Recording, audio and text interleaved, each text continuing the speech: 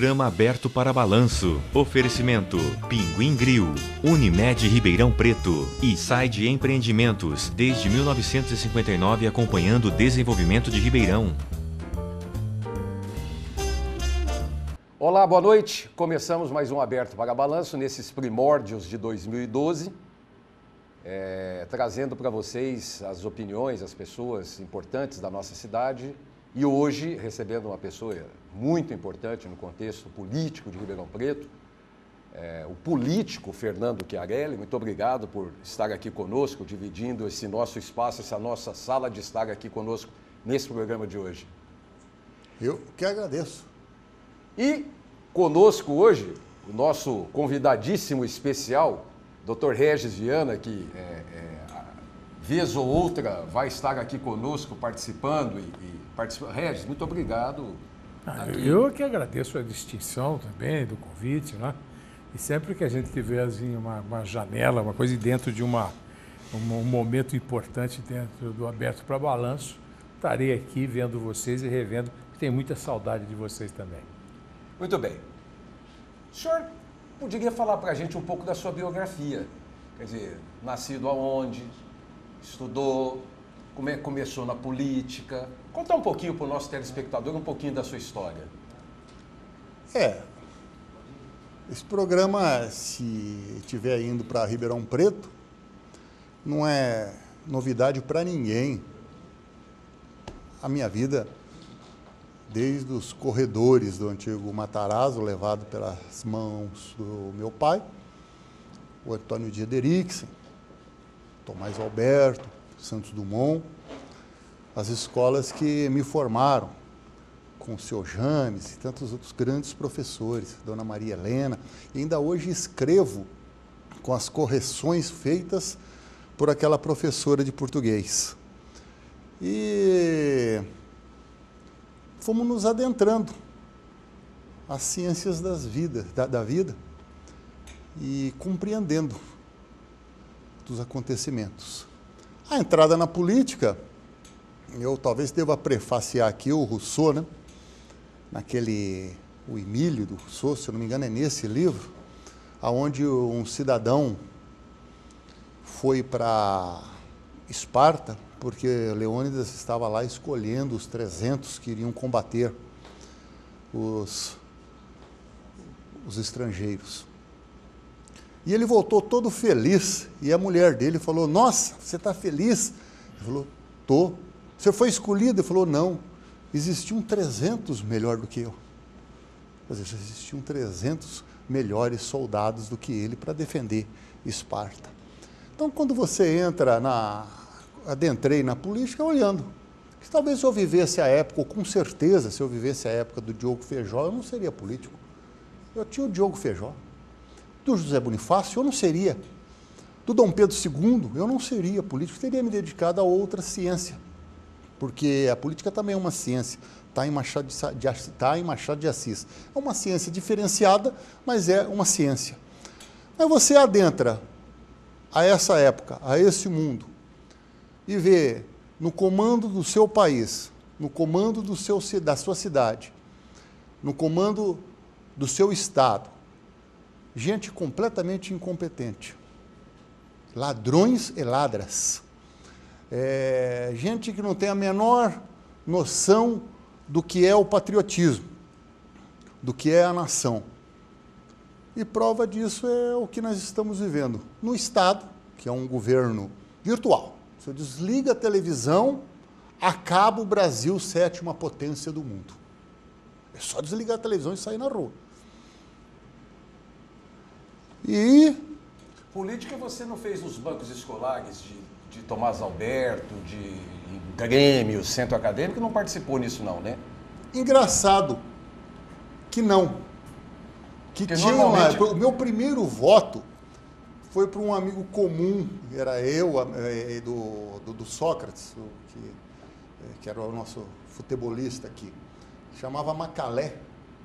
E ele foi candidato à presidência do Grêmio, no Santos Dumont.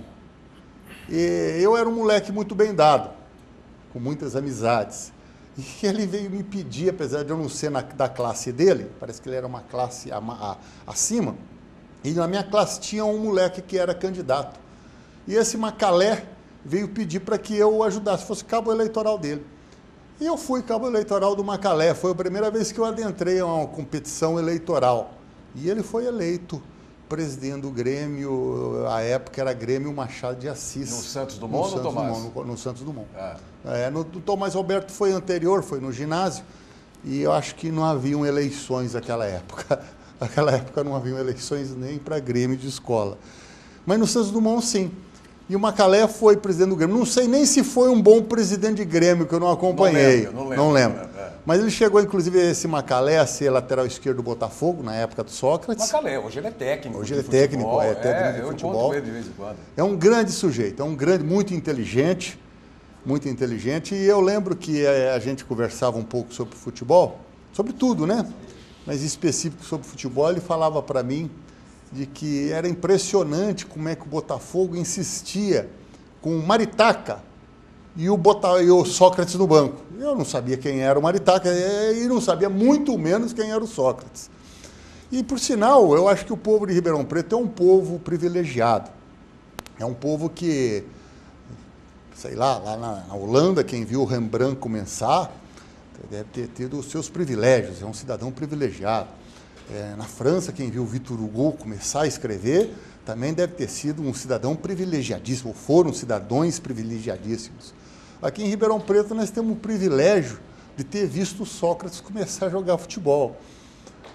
E eu nunca paguei para ver o Sócrates jogar futebol, porque eu pulava o muro. Certo? Do Botafogo? Do Botafogo.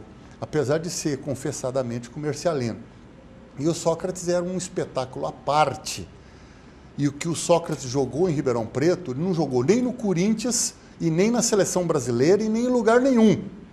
Eu lembro aqueles jogos contra o América de Rio Preto, eu lembro aqueles jogos contra o 15 de Piracicaba, contra a Ferroviária de Araraquara, que o que o Sócrates fazia dentro do campo é algo que eu nunca vi. Nem Cruyff, nem Ademir da Guia, nem Gerson faziam. Nem Jair Bala?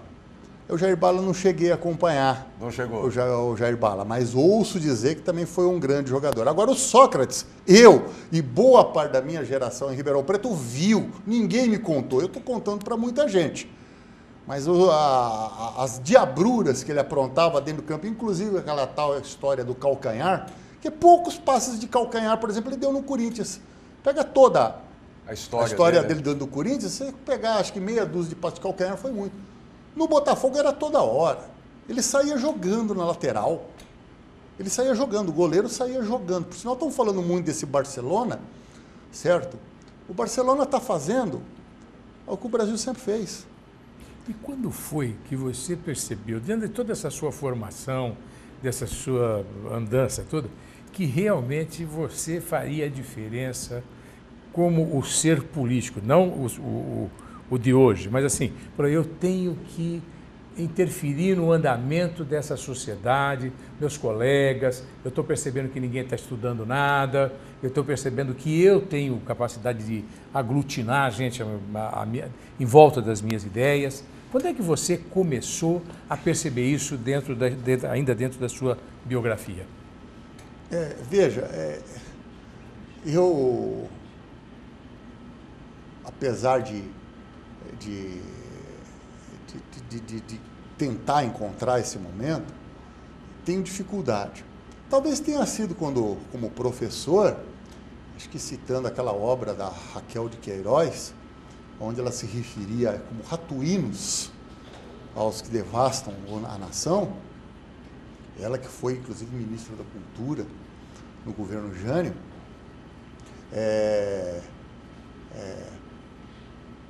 e as pessoas parecem que não entendiam bem a expressão ratuíno. Aí eu mudei para ratazana. E os alunos adoraram, as pessoas adoraram a tal expressão. Desculpa, o Paguentes, alunos de onde você... Eu acho que foi supletivo, não teve um supletivo em Ribeirão Preto que eu não dei aula a certa época.